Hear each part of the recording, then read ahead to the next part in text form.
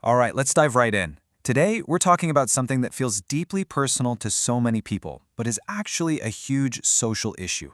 Why is parenting in Taiwan just so anxious?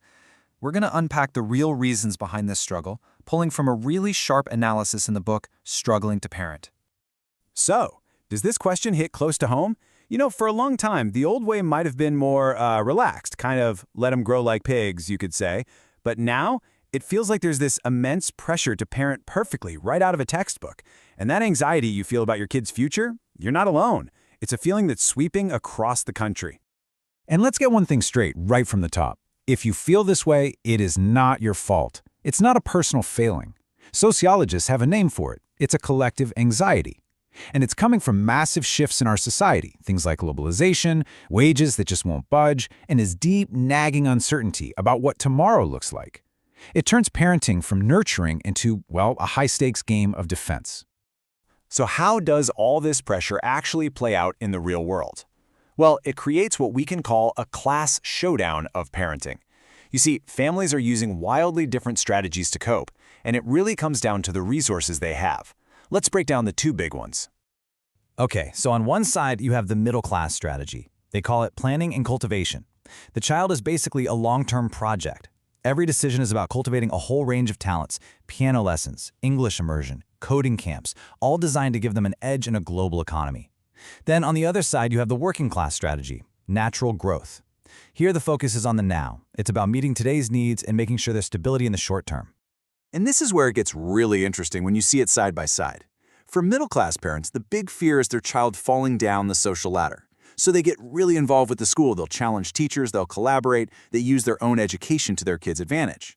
But for working-class parents, it's different. They tend to respect the school's authority, stay less involved, and really only focus on the things that will directly help their kids' grades, because the immediate goal is just to get by and succeed in the short term. Okay, so let's follow this thread. Because these different approaches don't just stay at home. They plug into this powerful and almost totally invisible system that actually creates and reinforces inequality right inside the schools themselves. And the key to unlocking this whole thing is a concept called cultural capital. You can think of it like a hidden currency. It's not about money, it's about all the high-status stuff a kid picks up at home. Habits like reading for fun, knowing about art and music, or just being comfortable talking to adults with confidence. And here's the kicker. Our education system is basically built to reward this exact type of currency. And here's how that domino effect works, step by step. It all starts with the family's resources. That shapes their parenting strategy, right? Then that strategy builds up the kid's own cultural capital, their habits, their ambitions, and finally, the school looks at that kid, sees all this great capital, and rewards it as if it's just raw talent or intelligence. Boom, academic success. So the real takeaway here is that cultural capital is a disguised mechanism. It's sneaky.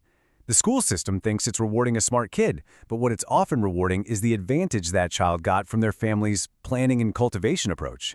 It's almost like family privilege gets laundered into what looks like individual merit.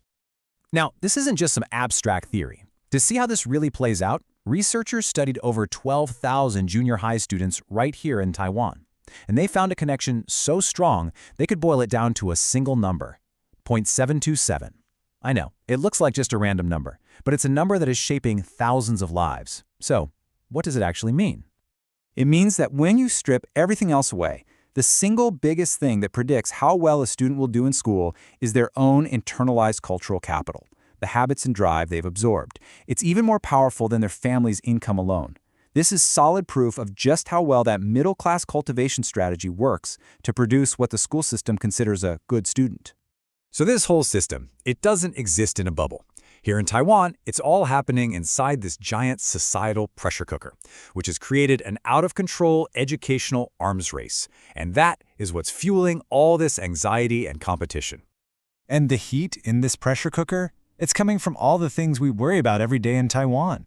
Wages that haven't really grown in years, real estate prices that are through the roof, and, as we all know, your address often decides your kid's school. And then there's the constant pressure of global competition and that deep fear that our kids might actually have it tougher than we did. And all this pressure has led to something perfectly described by a word you've probably heard a lot lately, involution. It's basically an arms race where everybody is investing more and more. More money, more tutoring, more stress, but nobody's actually getting ahead. The ironic part? education reforms that were supposed to create more options actually made it worse, because now everyone's competing on diverse talents, which is a game that takes nearly endless resources to play. This chart just nails what involution looks like in real life. Parents feel like they have to pour pretty much everything they have into all these diverse talents, but the actual advantage their kid gets from it is tiny. It's like we're all on a hamster wheel that's just spinning faster and faster, and it is completely exhausting. Okay, so after laying all that out, which is pretty intense, the big question is, what do we do? Where is the off-ramp? Is there any way to actually solve this anxiety? Well, the research points to a solution, but it might not be what you think. And this right here, this is probably the most important thing to take away from our entire discussion. The answer is not for parents to just try harder, to burn themselves out even more. You can't fix a broken system with individual effort. The only real lasting solution is to make the system itself fairer for everyone. So what would that actually look like? Well, these aren't just vague wishes. They're tied to real debates happening in Taiwan. First, we need to strengthen public schools so they can give that cultural capital to all kids, not just some. Second, we have to tackle the crazy real estate market so your zip code doesn't decide your destiny. Third, families need real support, like affordable, good quality public childcare.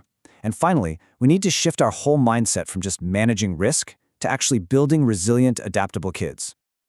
All of this really brings us to one final huge question. We've seen how these massive social forces crash right into our private family lives. So we have to ask ourselves, is raising the next generation really just up to individual families, left to sink or swim on their own? Or is it a job for all of us, for our whole society? That's definitely something worth thinking about.